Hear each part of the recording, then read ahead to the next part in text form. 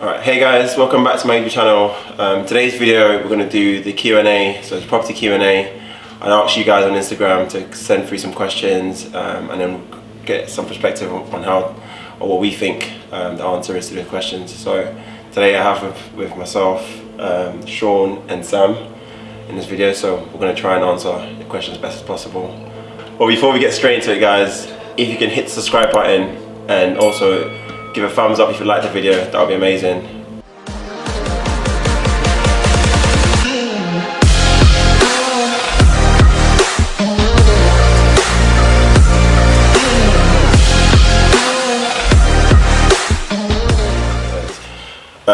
So question number one, we've got Averill Properties Enterprise asking, what's your criteria when choosing a mentor?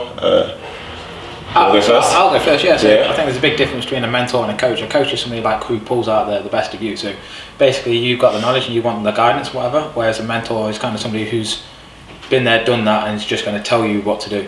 So I personally think you need both in your life, but a coach is somebody who's going to hold you accountable and pull out the best in you and hold you accountable for it all. Yeah, no, I'd add to that as well. So I think like a coach definitely is more directional, like they're going to literally hold your hand and kind of tell you what you need to do week on, week out.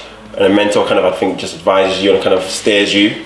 So if you've got any hurdles, they're there to kind of give you options of ways to overcome those hurdles. Similar to a coach would also do that as well, but I feel like the coach is more hand-holding. I don't know if you agree with that. Yeah, I think a coach is more hand-holding. I think mentor is just telling you from their experience. It's kind of like, exactly, you do this, you do this, you do this. Whereas a coach, I think, will, like you say, when a hurdle or something like pops up, then they'll be like, well, let's try doing this away. And a coach doesn't necessarily have to have been an expert in that chosen field, but they're there to support you and get the best out of you and keep you going. And then what would you say was, so to choose a mentor, what would you look for to be able to select a mentor? I don't know, what would you say, Sean, to that? I'd say like if I want someone that inspires you really, if you know that they've done it before, then where you want to go is where they've been, then that's what a mentor is in my strictly by my definition. Yeah. But what problem you have is, like Sam says, when you get to their level, then you have to find someone else that's on top of them. So you're always going to have to keep climbing, find next mentor. But for a coach, it's you at the end of the day. So you could stick with the same coach and they can bring the best out of you. Yeah, if the time coach, and time again on each level. Yeah, true. I was watching the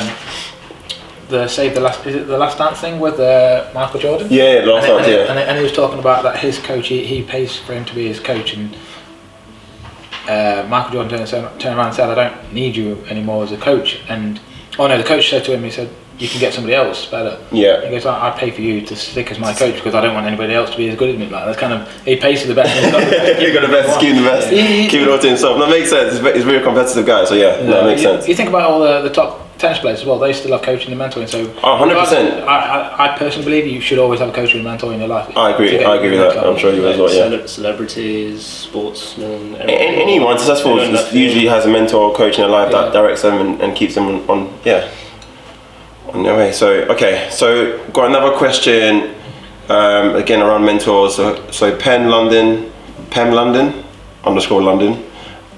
How to approach mentors and what kind of things have they helped you with?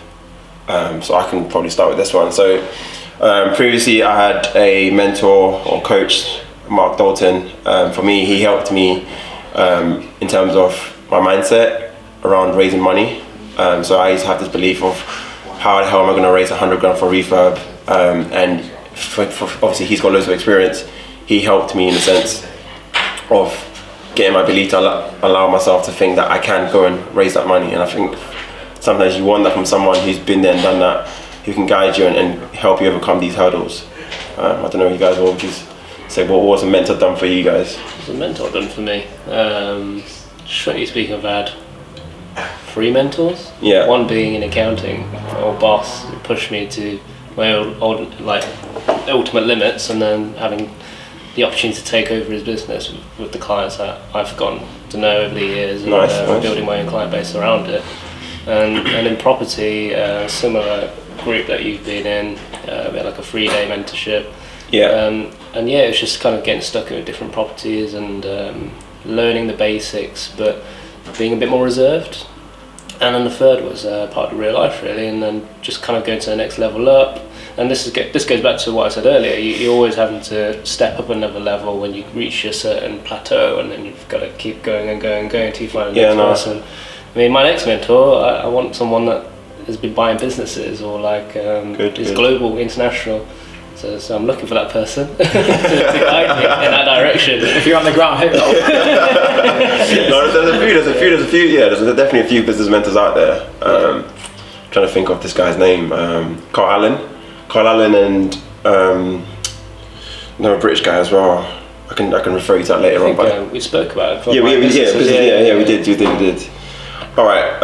Anything to add to that? No. I think, like I say, I joined Real Life a couple of years ago. Before, very much a limited mindset on going for the big deals and scared of touching them. I was thinking that I'm not ready for it yet. Yeah. But when you've got like somebody who taps to the mindset side of things, literally anything's doable. I think me and Cheung had a conversation yesterday, and he said, somebody else is saying it's too big for you. That's their interpretation. That's their mindset. My mindset is I can do anything if I put my mind into it. That's kind of where it was at. When Cheung said it, I was fully related to it. So, and I think since starting Real Life just over 2 years ago now, well, I think it's about 2 years ago now. Yeah. My property journey, my personal confidence has grown next level. So. Yeah, no, even being around you two guys, it's been amazing. So I'm feeding off you guys as well. So yeah, no, it's good. So we've got another question from T Not T. So the government is a new one. So the government came through with these 5% mortgages for first timers.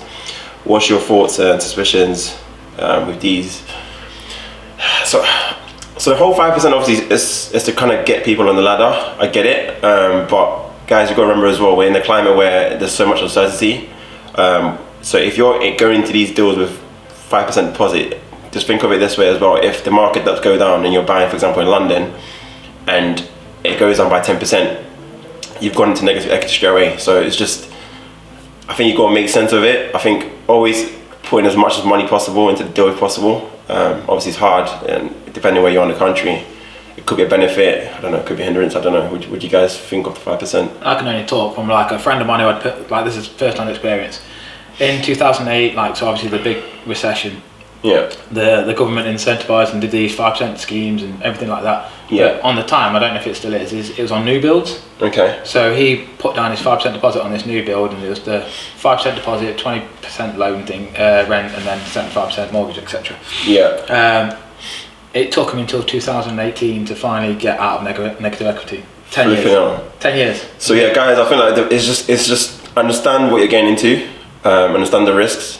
If you obviously want to get on the ladder, fair enough, but know that there is a possibility of going into negative equity. I think to add to that, that's on new builds, but this new one's on like old builds now, isn't it? I don't know the full. So I think I heard from someone. I think it's like 5% on old builds as well as new builds. That's good. That's a better. If you get it for the right price, you get it 5% below market value. That's a good point. Yeah, then, you can get it below like market value. If it goes down 10% market value, then you're fine. You're fine. But yeah. would the average person think like that?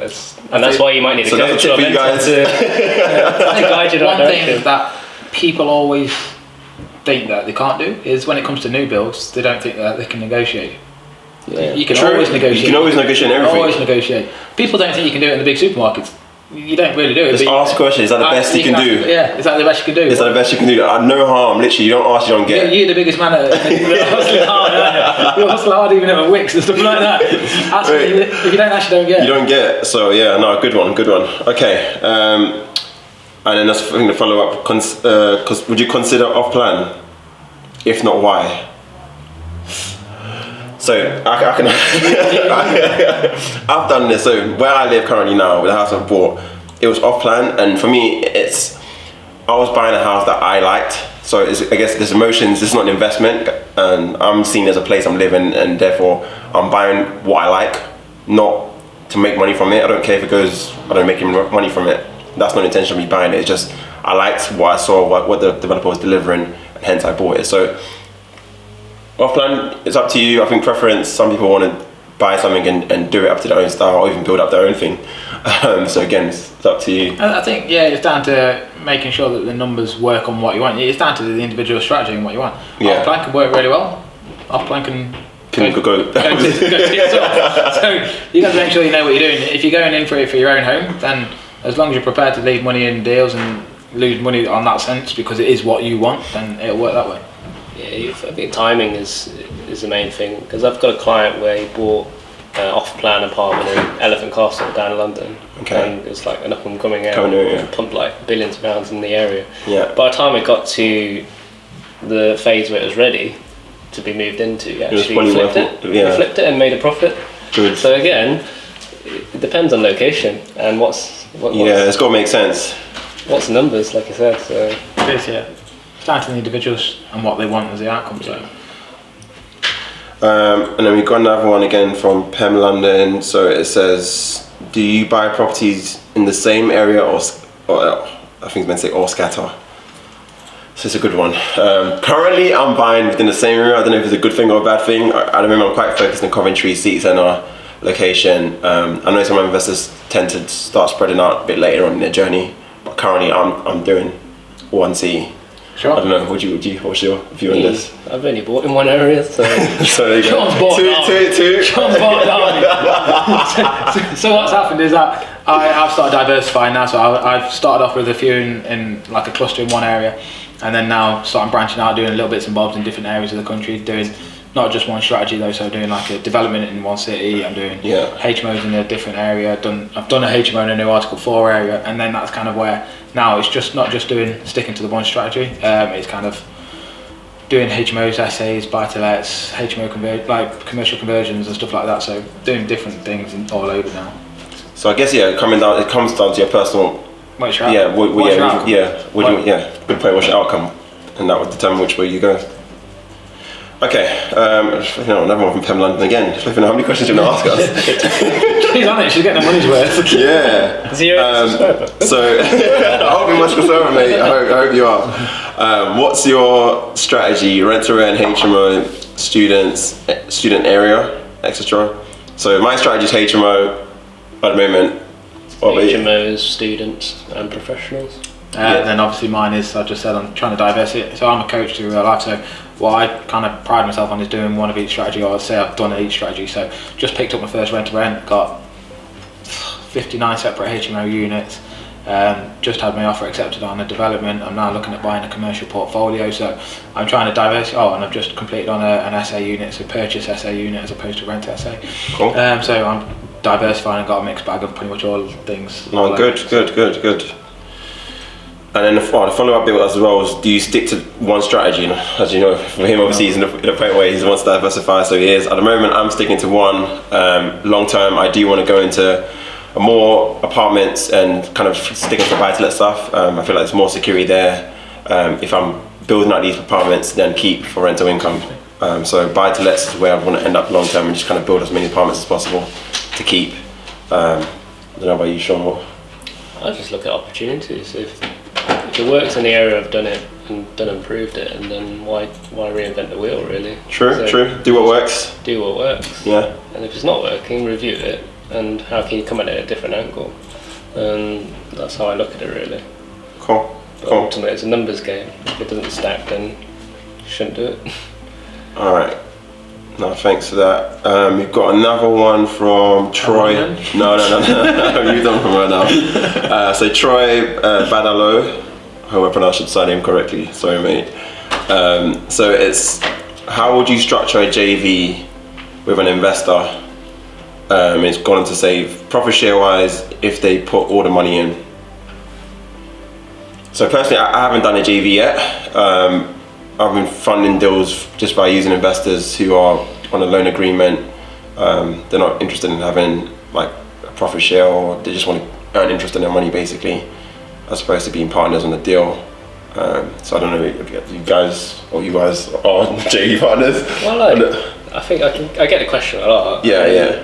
It's down to how many people have you come across, really. If this is just the first person that's come to you and say, I've got some money, but I want to share in it, is that what you want? Like I said, is your outcome to share a property with someone, share a rental income with someone? Yeah. I treat it like a marriage, really. Sorry, we're married. But yeah. You gotta, once you make your bed, you gotta sleep in it. And you can't just say next day we don't want to be partners anymore. So is this someone you can work with in a lifetime? Really, you can't just say I'll do it because he's got the cash. I've seen it happen to many people where they just walked in because they've got the cash, and then it just turns out because both their outcomes are different and their goals are different. So it really depends on what do you want firstly, and then what does the other person want, and try and marry it together. So there's no right or wrong. It's how best you both can meet in the middle. I think regarding the shares, I've got a couple of JVs. I've got one where they are fully funding it. They kind of wanted to get into property, so they're happy to pay for the project, and I'm come to the table with the property knowledge. So therefore they're learning on the go. We are sharing the profits accordingly. We're now looking at, like I say, a big commercial portfolio purchase. So their question is how do we sort the shares? So the business is set up 50-50, but you kind of their question was, well, we want our money back soon. So am I prepared to do that? Well, yeah, because it's their money. I want to keep the business profitable. I want to keep it a relationship going in the right way. So for me, what we've agreed is, because I'm doing the managing side of things, it will do 75-25, but the business, officially the shares are still 50-50, but they're going to get their money back as quick as possible, and then we'll split it profit 50-50 from then on out. So speak to your accountant. Yes, definitely, guys. Don't just try and make this happen yourself. It's not going to. Sean's promoting there, by the way. I didn't click on the door. So yes, Sean is an accountant. I'll drop the details in so you guys can get in contact with them. No problem whatsoever. But yeah. Go into business with you, accountant. It's a genius move. Got another question from London Property Mum. So sourcing, what would grip your interest as an investor? So I'm guessing you're a sourcer, and you're asking what would I be interested in, or what would we be interested in from an investor point of view. I guess for me, if I'm going to use a sourcer, it needs to be a deal that I'm interested in getting involved in. Currently, I'm looking at properties that have got at least 3 bedrooms with 2 reception rooms plus, and obviously the more space it has on the side or the back of the property, and I can look to do extensions on them to try and maximise the land. So at the moment, that's what I'm looking for. You guys, I'm guessing, you're looking for similar stuff and different stuff as well. I say to be more direct to all your clients. Like, have you got a form of all your clients and what they're looking for? If you can find out what they're looking for, then just give it to them. Find it and give it to them. And that's I completely agree. Your sourcing is down to what your market is. Like you say, your outcome strategy is to have like a load of buy-to-let. So you could have simple 2-bed buy-to-lets. That's what if you're a source agent, you got a client who wants buy-to-lets, go find buy-to-lets. You got a client who wants HMOs, go find HMOs. It's kind of to make it appealable. Find out what they want, go find it. It's that simple. And that's what you want to find the demand first before going out searching. So just get that criteria down. I know a lot of sources now kind of have systemized the stuff, and they literally send a client kind of fact find to the client, and then they just come back with the information, and they go away, start searching for those criteria that they stated. So hope that helps, London Property Mum. So done these ones. Okay, so another one from Yav versus food versus fitness. Hey Yav, that's actually a friend of mine. So pros and cons of getting full management service from estate agents or doing it yourself. If you know me, I'm into leveraging, so I don't want to ever manage any of my properties. I want to give it to an estate agent or letting agents to manage it for me. Maybe long term I could look to kind of create a business where I've got hired someone to then manage my portfolio for me. But definitely I want to leverage it out. I don't have any interest in wanting to do it myself. I think for me, I value my time, and this is the reason why I wouldn't want to take on that task. I'd rather pay that fee to get someone else to do it. Couldn't agree more. So full about leverage. When I buy a property, I always run my numbers on leaving. I'm paying a percentage to my letting agent. So simple thing is like, a letting agent was telling me that the fire alarm was going off at 6 a.m. on a Saturday morning. He was not happy with me, but that's his job. It's not paying for. So this Saturday morning, he was getting up and sorting out the fire alarm. Sound, cheers for that, thanks, Bob. That's the thing. I had a nice sleep. He didn't, so it's worth paying that money for me. Yeah, no. Anything to add to that said and done, I don't think any different. It's the same, really. Everyone's got their own business, so if they're in the business to manage your property, then you should be supporting other businesses, really. That's how I see it. And what's your role? is your role going to be managing properties or looking for properties? Yeah. You can do both, but it's opportunity cost. Yeah. In time as well as money. So we have another question from Sabia Osbe, primary school friend of mine. Hey Sabia, I hope you're good. So checklist of things to consider when buying your first property. I'm going to assume this is an investment one and not a home, like a home purchase. So what would you look for, Sean, when you go into it? What do you need? Well, it's down to, again, what you're looking for. Talk from it from a perspective of when starting out, because I feel like obviously now I'm sure you're a bit more advanced and you probably do things differently than you did when you first started out. Obviously there's tips that you can give to, I guess, get the person to do things better now than The tip is, like, what are you looking for? Are you looking for buy-to-let, looking for HMO or flats? Either one of them. What's your income criteria? Who's your tenant profile? And I think location's probably the key thing that you look for first. Before you do anything, find out where your location is. So for example, do you have a criteria in terms of location, what you look for? So like for example for me, I look for things within a mile of the station and the city centre. I wouldn't do anything outside of that, personally. So start with the end in mind, like who's your ideal tenant? Yeah. If my ideal tenant is a student, then it shouldn't be more than a mile away from the campus. Yeah. Or at least within cycling distance. If it's professionals, who are the main employers in the area? Is a hospital, just go close to the hospital. And if it's families, where's the schools? Primary schools, secondary schools. I've only recently found there's middle schools. I didn't even know they existed. Middle schools? Yeah, there's middle schools. Used to meet, right? Okay. Yeah. So again, it's just down to what your strategy is, really. If it's buy-to-let, where are the schools? HMO, professionals and students, where are the campuses, where are the employers? Right. Makes sense. Anything to add to that? Same thing, and then I'd probably say after that, next up is the numbers game to make sure you work with what your tenant demand is and what your criteria is. Then obviously you want to make sure the numbers that you're investing into it, so the money you invest in it, what do you want as your outcomes and how much money you want per property. So obviously HMOs, you're going to get a lot higher, but your tenant demand is going to be more involved. So are you going to start leveraging and get a letting agent involved? So therefore you need to incorporate that cost in. There's all bits and bobs. Yeah. There's other things across accordingly. Yeah, you can't give it. Yeah, there's quite a lot to consider. You can't. I think you can't answer it in here, but there's a lot to consider in terms of what you look for when trying to buy a property.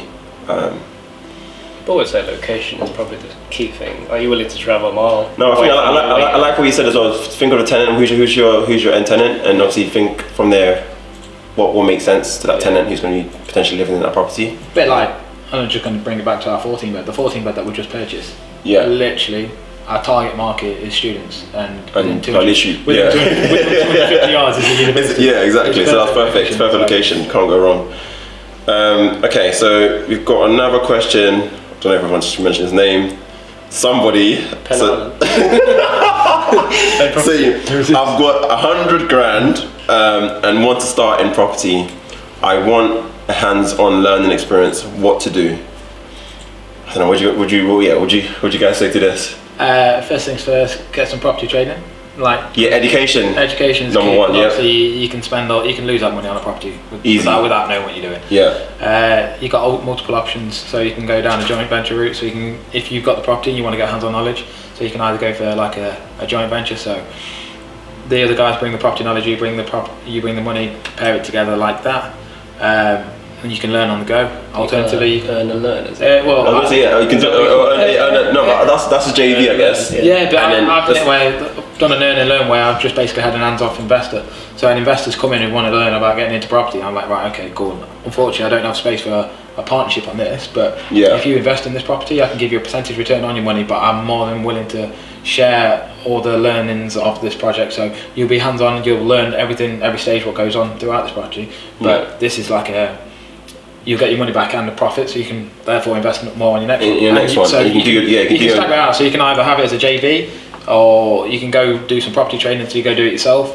There's multiple different routes, but key thing is having experience, is investing in your education to learn how to do property yourself. Yeah. Or investing in somebody who's done that already, so you can go into partnership with them. Yeah, and I don't think I've got anything to add to that. I think that's pretty spot on. That's pretty fair. Yeah. Okay, just thinking, we've answered. Yeah, I think no, yeah, we have answered that as well. And we've got one from Hadfield Jonathan. So, how do I best choose a specific area in Manchester to buy my first HMO? Steps, please. I think we kind of answered it. Oh yeah, we've answered that already. So I think 2 questions before. So just tenant demand. What is your who are you targeted at? Is it universities? Is it students? Aim for the universities. Professionals, check out their local employers, so hospital staff or the businesses like engineering companies or anything like that. So where people are working, just go from there. Yeah, and then got a last question from Seth Rian, and it says, what's changed for you? How did you go from struggling to get the first one to now buying 3, 4? So I guess I'll reword in a sense. What's changed? What changed from doing the first deal, getting to the first deal, and then from there doing further deals? I think for me, it's once you've done the first one, once you've done the first one, I think the confidence comes, and you're now like in it. You've now like going forward with it, and therefore you're more willing to now look at more deals, and you've learned more through that process. So it might take a while to get the first one, and like you might do loads of viewings. Like previously, I was doing loads and loads of viewings, and like now, like I'm only going to the property if I'm pretty much buying it. I'm not going to go to a viewing. There's no point. If I'm going to the viewing, I'm going to my builder to kind of just make sure the building's kind of standing as is, and that's it. So for me, it's I guess it's giving the learning from the first one and the confidence boost from the first one. That then just gives you the confidence to just say, you know what, I can do this. Let's go for it. Let's ramp up. Yeah, I think for me, when it comes to the experience from the first one, is when I was looking for my first deal, I was like, it's not real. I'm doing everything that I've been told how to do, so finding properties, placing offers, running numbers, and I think it doesn't feel real until as cliche as it sounds, until you get the keys and you've completed on your first deal, and you're like, I own this now. You've done this. I've done it. It's real. Yeah. And the first one's always the hardest because you got to build up the credibility. You got to raise the investor finance. You got to show people that you know what you're doing, that you've invested in yourself, and you got it.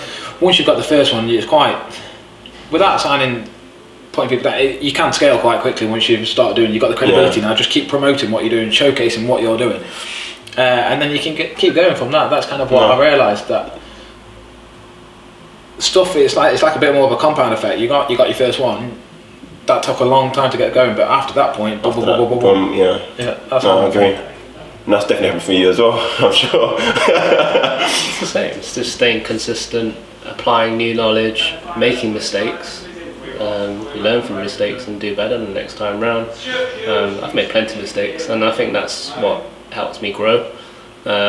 Seeking new people, new advice, networking with more people, and I find that builds my confidence more. And then before you know it, I think the thing that hit reality was when a lot of people kind of came to me and said, "Oh, you inspire me." I'm like, seriously? Like all I'm doing is just doing what I'm doing normally. Like I do my lives and stuff like that, and then you end up realising you actually create an impact. Like I think you said earlier, when I met Alfred like in IKEA, he was like, don't know how to do this, and then this was like what, a year and a bit ago? Yeah. And look where we are now. Everyone just grows around you, and you gotta keep going. Like you said, compound and just keep going.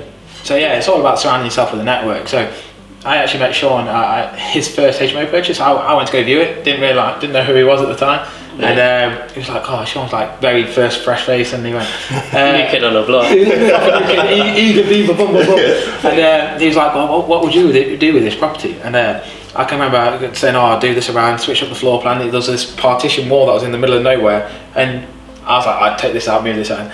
And Cheung ended up doing it, adapted it, making it look even better. But he went and bought that property. He's since then gone on and dwarfed me, bought like twice as many as me. But he's done really well for himself. And fast forward 2 years from that time, we're now business partners, and we've picked up properties together, and he's actually my accountant, and we've become really good friends. So stay with the people who inspire you. That's kind of what it is. So networking is also is mega, but don't surround yourself with people who aren't on your same wavelength. There's only so much you can send. So there's a thing where you surround yourself with 5 positive people, and you'll become the 6th. And Cheung's one of the guys who inspires me, and I stick close to him. We've become really good friends, and I've got a tight knit of people who I'm good friends with, who are doing big things they're not all property people, but the people who are on the same sort of wavelength who I get on well with, and that's kind of what I'm saying. Surround yourself with the positive people and people that inspire you at the same time. No, good man. I think that's pretty much it, guys. So thanks for the questions. Thanks for sending that through. I think we've made a good Q&A. I quite liked it as well. I quite enjoyed it. We might have to do this again. If you've got that 100 grand guy, come message me. Message me. Sam Elgie property. Yeah, but by all means, guys, I'm going to leave their contact details in the comments in the description. So if you guys want to get in contact with Sean or Sam, by all means do so. But yeah, guys, if you have loved the video, please give it a thumbs up and also subscribe to the channel. And yeah, see you on the next one. Take care. So, I've got my... Do you printing? Yeah, roughly. 2 years ago. Yeah. Met him on my first HMO. First HMO, and it was such a cool experience. It wasn't for me at the time, and then Sean ended up finally complete on your first deal. Let's pause this. Can you speak a bit loud, please, James? He's like, fuck off, my office. This is my office. So guys, if you can just hit the subscribe button, and of course if you like the video as well, put your thumbs up. If you, or